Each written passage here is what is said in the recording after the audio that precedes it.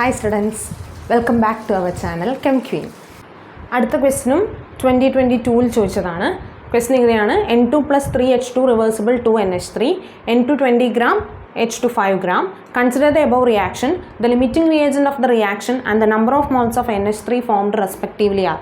Limiting reagentഉം form ചെയ്ത പ്രൊഡക്റ്റിൻ്റെ എമൗണ്ട് കണ്ടുപിടിക്കാനാണ് ക്വസ്റ്റ്യൻ. ഓക്കെ, അപ്പോൾ ലിമിറ്റിംഗ് റിയേജൻറ്റും എക്സസ് റിയേജൻറ്റും എന്താണെന്ന് അറിഞ്ഞിരിക്കാം.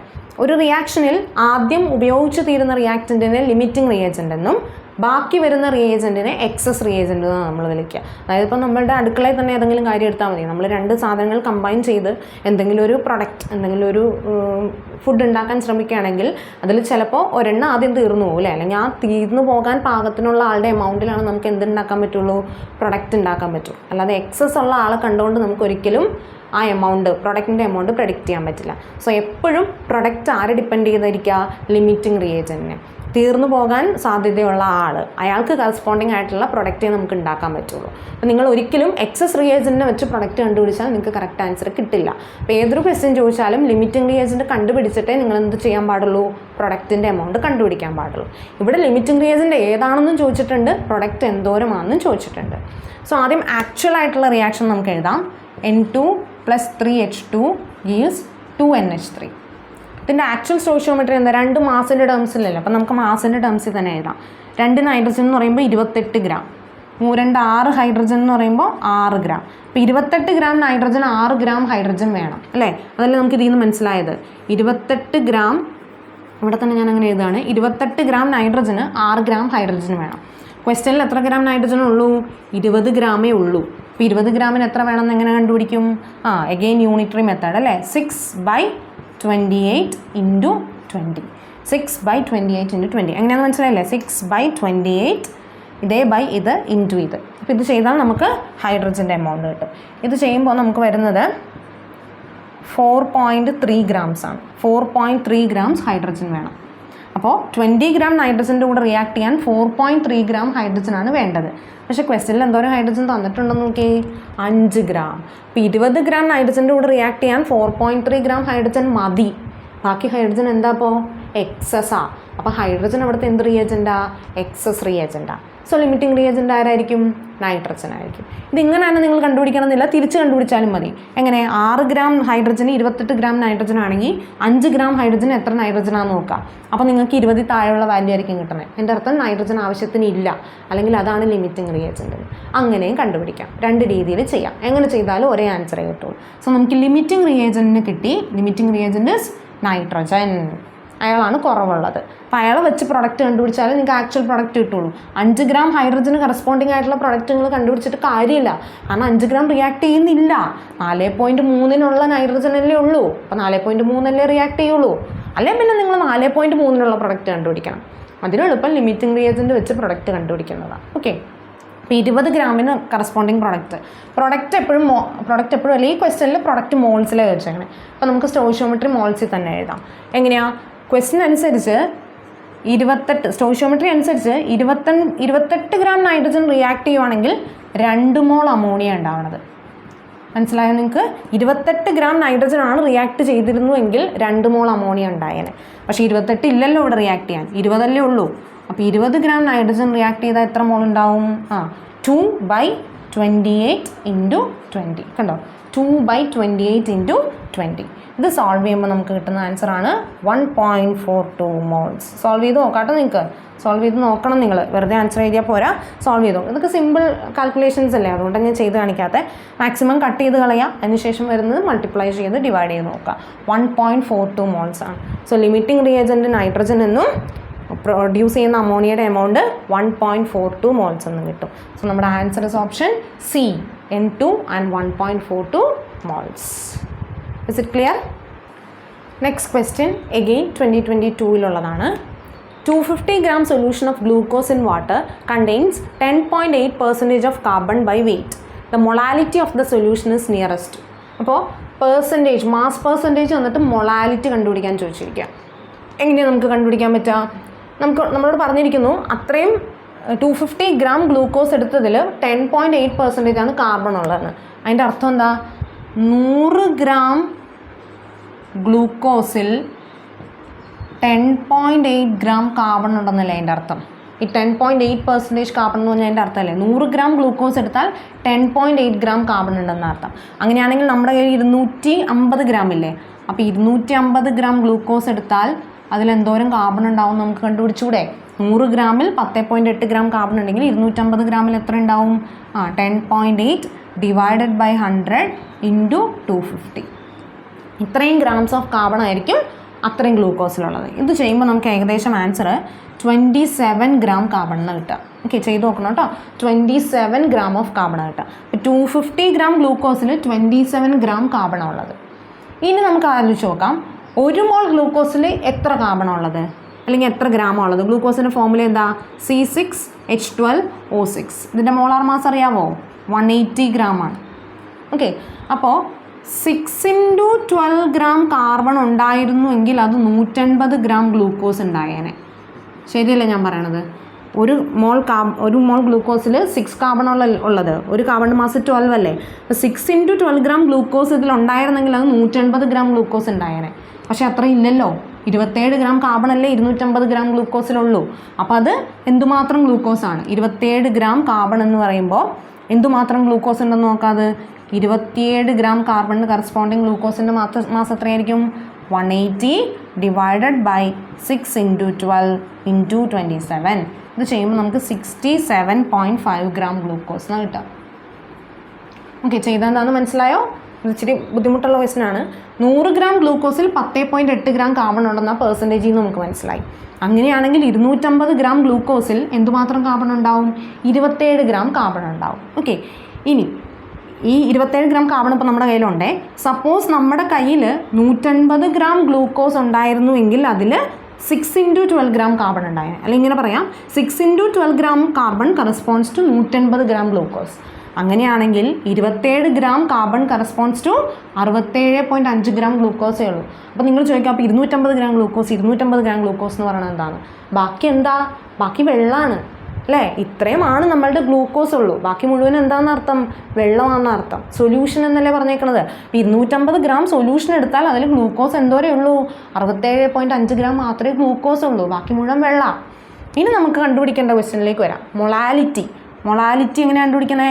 Number of moles of solute, that is weight of solute by molar mass of solute into 1000, കാരണം ഗ്രാമിൽ എടുക്കുന്നതുകൊണ്ട് 1000 ഇൻറ്റു താഴെ വെയിറ്റ് ഓഫ് സോൾവെൻറ്റ് എന്ന് പറഞ്ഞാൽ ഇവിടെ വെള്ളത്തിൻ്റെ വെയിറ്റ്. ഓക്കെ, ഇനി സബ്സ്റ്റിറ്റ്യൂട്ട് ചെയ്ത് കൊടുത്തേ. വെയിറ്റ് ഓഫ് സൊല്യൂട്ട് എന്ന് പറഞ്ഞാൽ ഗ്ലൂക്കോസിൻ്റെ വെയിറ്റ് എത്രയാണ്? 67.5 into 1000 divided by molar mass of solute glucose അല്ലേ, ഗ്ലൂക്കോസിൻ്റെ molar mass 180 into weight of solvent വെള്ളമാണ്. വെള്ളത്തിൻ്റെ വെയിറ്റ് എങ്ങനെ കണ്ടുപിടിക്കും?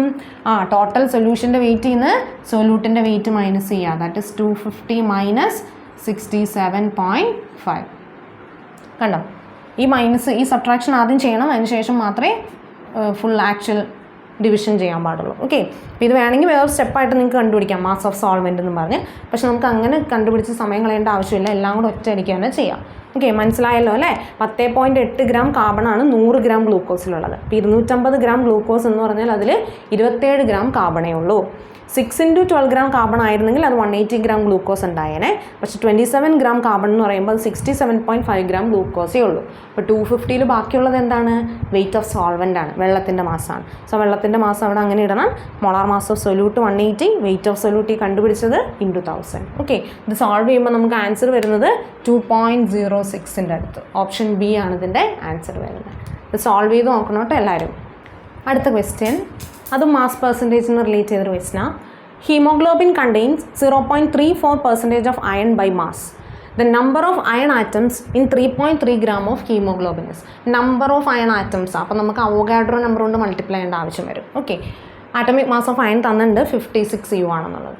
എപ്പോഴും മാസ് പെർസെൻറ്റേജ് തന്നാൽ നമുക്ക് കണക്ട് ചെയ്യാൻ പറ്റുന്ന കാര്യം, ഇതിൻ്റെ അർത്ഥം എന്താ? 100 ഗ്രാം ഹീമോഗ്ലോബിൻ നമ്മൾ എടുത്താൽ അതിൽ 0.34 ഗ്രാം അയൺ ഉണ്ടെന്നാണ്. എപ്പോൾ മാസ് പെർസെൻറ്റേജ് ഉണ്ടാലും ഇങ്ങനെ ഇൻ്റർപ്രറ്റ് ചെയ്യുക. 0.34% അയൺ ഉണ്ട് ഹീമോഗ്ലോബിനിൽ എന്ന് പറഞ്ഞാൽ 100 ഗ്രാം ഹീമോഗ്ലോബിൻ എടുത്താൽ അതിൽ 0.34 ഗ്രാം അയൺ ഉണ്ടെന്ന് അതിൻ്റെ അർത്ഥം. നമ്മളിപ്പോൾ ചെയ്ത ക്വസ്റ്റ്യൻസിലൊക്കെ അങ്ങനെയല്ലേ എടുത്തേ നോക്കി. ഓക്കെ, ഇനി അടുത്തത് നമ്മളോട് ചോദിച്ചിരിക്കുന്നത് 3.3 ഗ്രാം ഹീമോഗ്ലോബിൽ എന്തോരം അയൺ ആറ്റം ഉണ്ടെന്ന്. ആദ്യം 3.3 ഗ്രാം ഹീമോഗ്ലോബിനിൽ എന്തോരം ഗ്രാം അയൺ ഉണ്ടെന്ന് കണ്ടുപിടിക്കാം അല്ലേ. അതിനെന്ത് ചെയ്യാം, 100 ഗ്രാമിൽ 0.34 ഗ്രാം ആണെങ്കിൽ 3.3 ഗ്രാമിൽ എത്ര ഉണ്ടാവും, 0.34 ഡിവൈഡഡ് ബൈ 100 ഇൻറ്റു 3.3, അത്രയും ഗ്രാം ഓഫ് അയൺ. ഒന്നുകിൽ നിങ്ങൾക്ക് ഇതിവിടെ വെച്ച് തന്നെ ചെയ്യാം, അതല്ലാന്നുണ്ടെങ്കിൽ ഇതിപ്പം മാസ് ഓഫ് അയണേ ആയുള്ളൂ.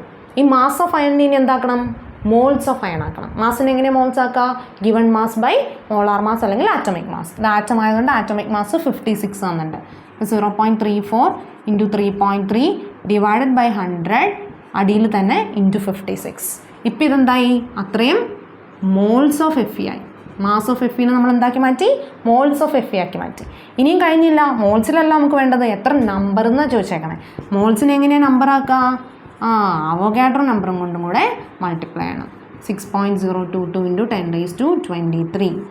പിന്നെ ബാക്കിയെല്ലാം പഴയ പോലെ കണ്ടോ. ഇത്രയും ചെയ്താലാണ് നമുക്ക് അത്രയും നമ്പർ ഓഫ് എഫ് ഇ കിട്ടുള്ളൂ.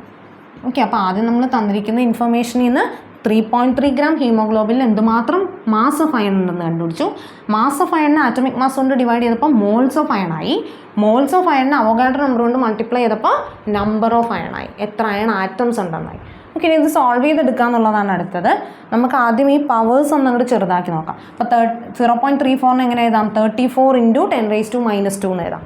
ആ 10⁻² ഇവിടെ പോയി കഴിയുമ്പോൾ ഇത് 21 ആവും. ഇനി 3.3 എങ്ങനെ എഴുതാം, 33 ഇൻറ്റു 10⁻1 എന്ന് എഴുതാം.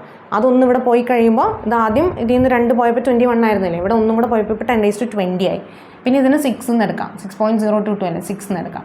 ഇൻറ്റു 10⁻20 ആണ് ഇപ്പം മുകളിലുള്ളത് ബൈ 56. 100 എന്ന് പറഞ്ഞാൽ 10⁻2 അല്ലേ, 10⁻2 പൊക്കത്തേക്ക് പോകുമ്പോൾ 10⁻2 ആവും. അപ്പോൾ ഈ 20 വീണ്ടും കുറച്ച് നമുക്ക് 10⁻18 ആക്കാം. ഓക്കെ, ഇനി ഇതിൽ കട്ട് ചെയ്ത് പോകുന്ന നമ്പേഴ്സൊക്കെ തമ്മിൽ കട്ട് ചെയ്യുക. 6 ഇൻറ്റു 10 60 ആണ്. അപ്പോൾ 6 ഇൻറ്റു 9 54. അപ്പോൾ ഇത് അപ്രോക്സിമേറ്റ് ഇതിലേക്ക് 9 ടൈംസ് നമുക്ക് കട്ട് ചെയ്യാം. അപ്രോക്സിമേഷൻ ആണ് കേട്ടോ, ഇത് അപ്രോക്സിമേഷൻ ആണേ, കറക്റ്റ് അല്ല.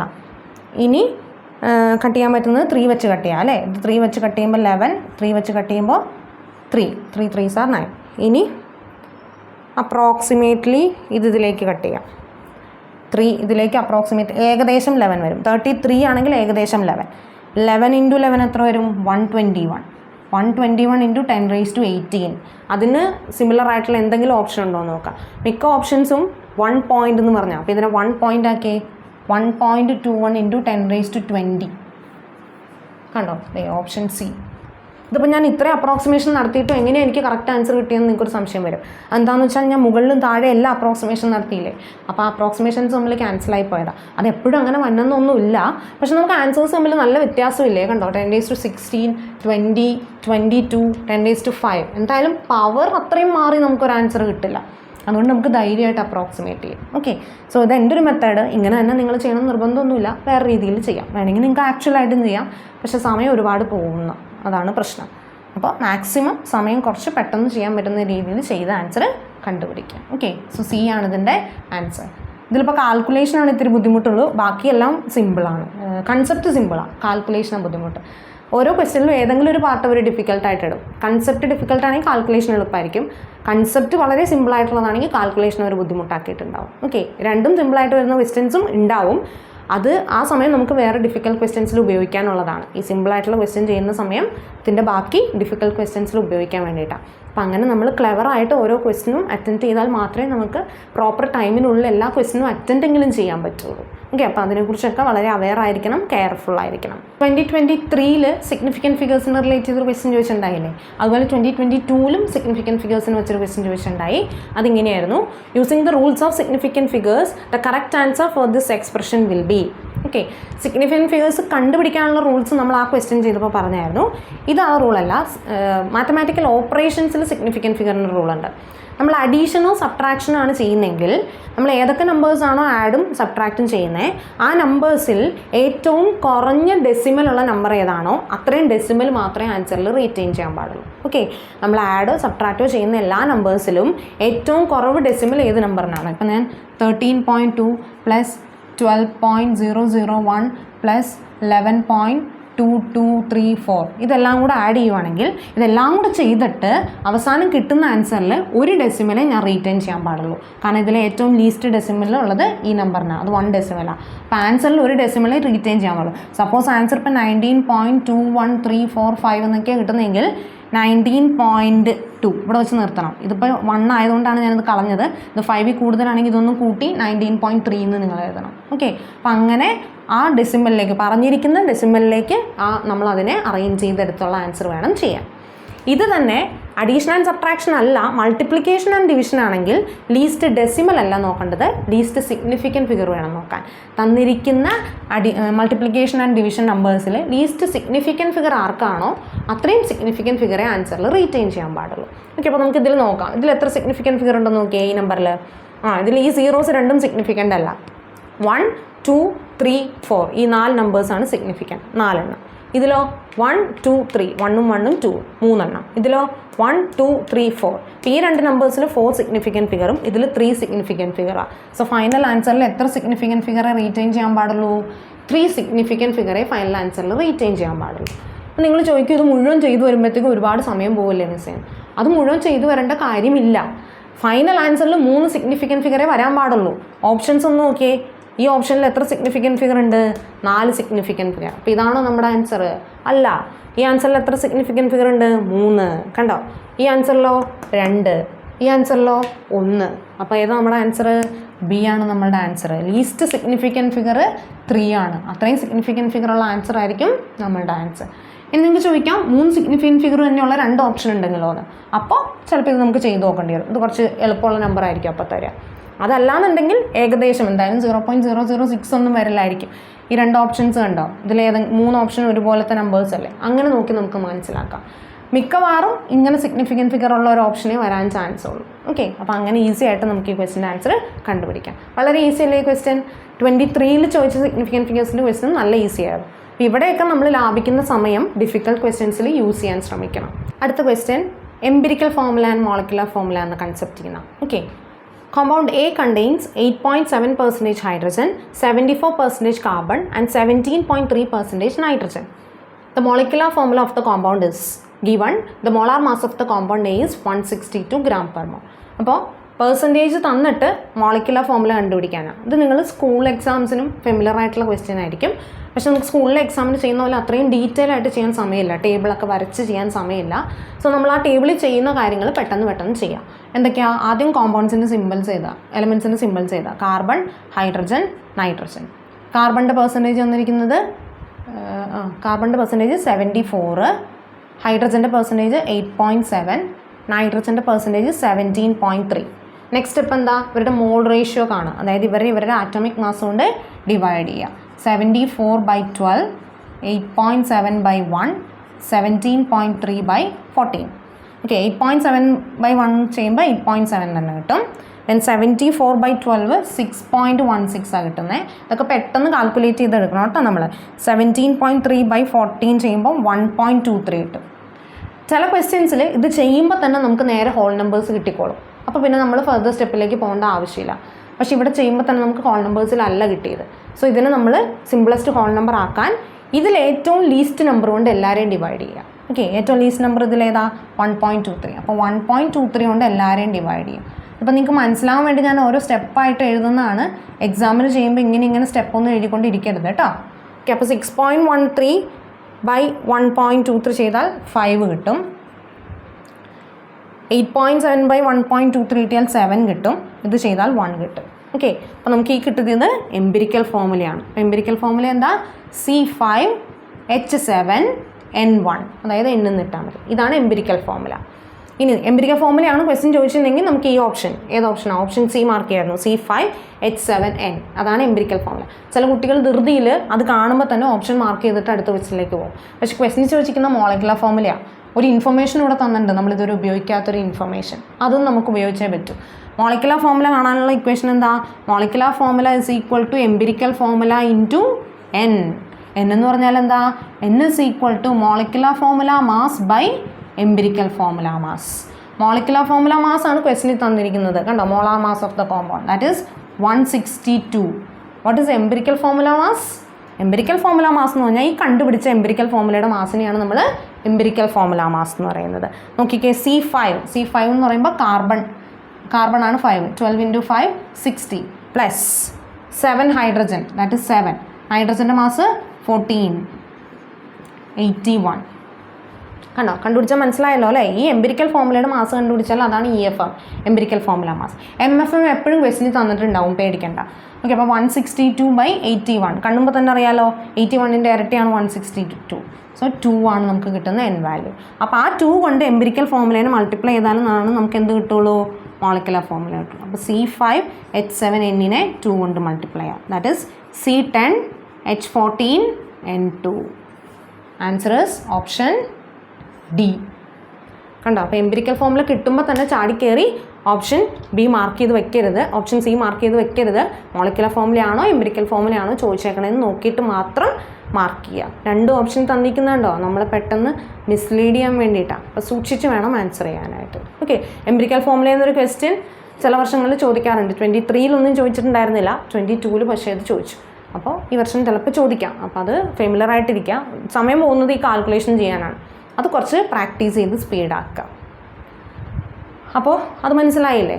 അപ്പോൾ ഈ പ്രീവിയസ് ഇയർ ക്വസ്റ്റ്യൻസ് നല്ലോണം ചെയ്തു നോക്കുക. ആദ്യം ചാപ്റ്റർ ഒന്ന് നോക്കി മെയിനായിട്ട് ആവശ്യമുള്ള ഇക്വേഷൻസും കൺസെപ്റ്റുകളൊക്കെ ഒന്ന് നോക്കിയതിന് ശേഷം ഈ പ്രീവിയസ് ഇയർ ക്വസ്റ്റ്യൻസ് ഒന്ന് നന്നായിട്ട് ചെയ്ത് നോക്കുക കേട്ടോ. പിന്നെ എന്തെങ്കിലും ഡൗട്ട് ഇതിനെ റിഗാർഡ് ചെയ്തിട്ടുണ്ടെങ്കിൽ നിങ്ങൾക്ക് കമൻറ്റ് സെക്ഷനിൽ ചോദിക്കാം, ഞാൻ റിപ്ലൈ തരുന്നതായിരിക്കും കേട്ടോ. ഓക്കെ, അപ്പോൾ അടുത്ത വീഡിയോയിൽ കാണുന്നത് വരെ ബൈ.